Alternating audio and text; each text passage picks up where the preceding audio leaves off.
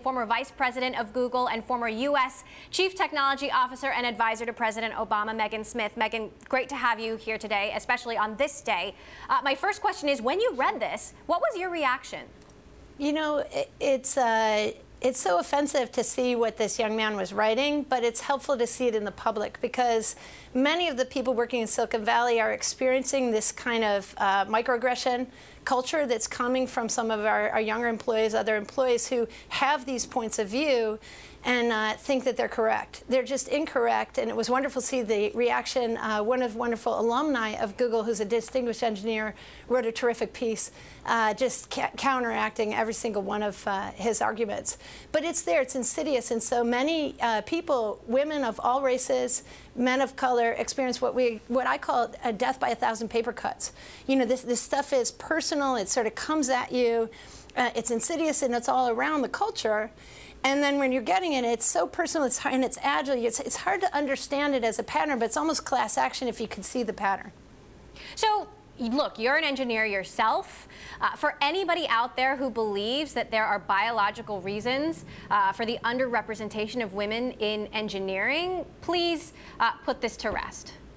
Yeah, it's a lot of mythology. I was lucky to go to MIT in mechanical engineering, and Chuck Vest, who was president of the university, ran a study with a lot of the university in the 90s.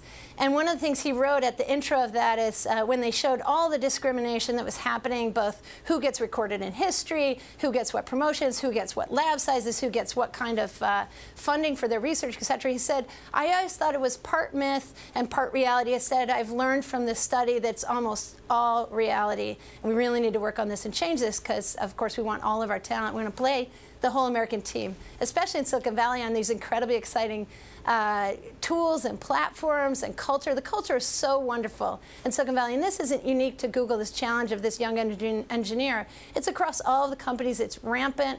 And so we just have to keep working on this through the diversity work, and people are doing the work. You see Brian Chesney in the teams at Intel doing a great job, Apple, Facebook, others. Google has a lot of programs. We just have to be more vigilant. The most important thing here is that we need to move the priority up and directly address these kinds of challenges when they come and help these engineers evolve.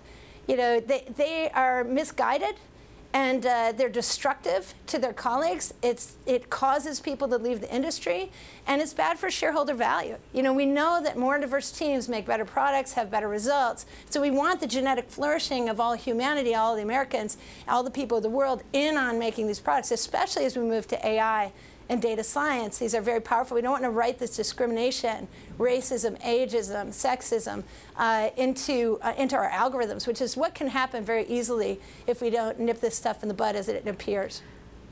This engineer himself makes a point that Google should value diversity of opinion, ideological diversity. Erica Baker, a former Google engineer, believes that the real news is that he felt safe enough to write this. There are a lot of people asking why this guy still has a job. What kind of action should Google take here? Should this engineer be fired? You know, I won't weigh in on that, but he should. There should be a very specific conversation with him and with others and with the company around this, because I think as Erica's memo and also Kate Houston and the other members are pointing out, he's acting as if it normalizes this kind of sexist, racist, ism type conversation, which is just all the facts are wrong in his memo. You know, there are moments of reality and you know, factual elements that are in there, but then he pulls out a conclusion that is just factually incorrect. And so we just have to catch that. You know, it's up to Google what they do, but I think the main thing is having open conversations. There's freedom of speech in our country. We value that.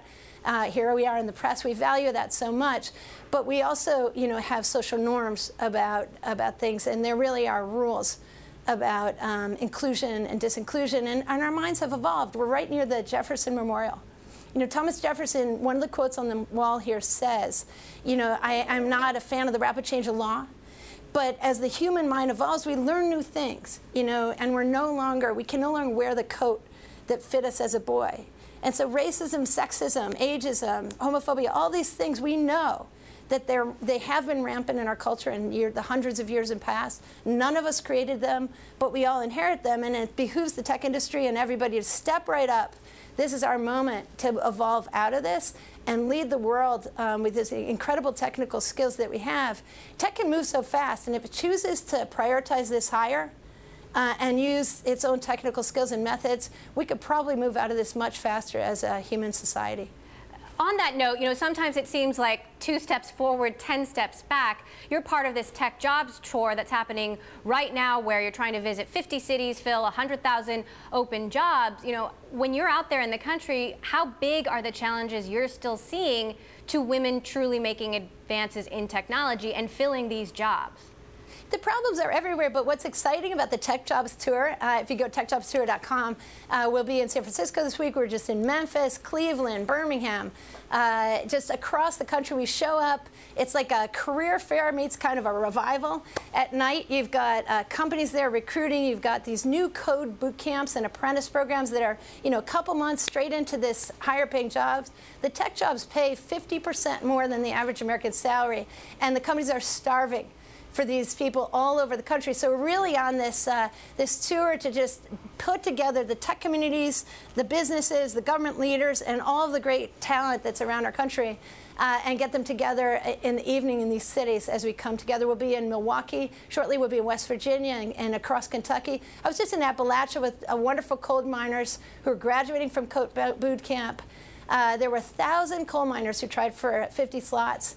Fabulous work. We can kind of reshore, like offshore, we can reshore a lot of these jobs into the rural parts of the country, into other places.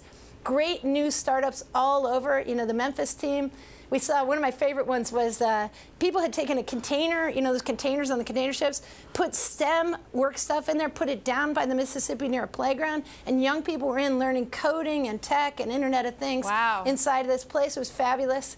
One guy had built his own portable sound studios, so just wonderful entrepreneurs all around the country, whether it's enterprise tech, which we saw in Cleveland, or whether it's more music tech there. So it's great stuff.